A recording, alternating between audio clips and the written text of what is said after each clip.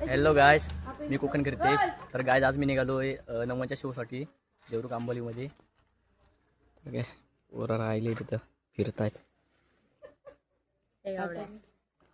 तर चला मी पण निघतो आता. आपण उशीर झालाय. एक मित्र येणार आहे पुढं, तर चला भेटू तिकडे, दाखवतो तुम्हाला.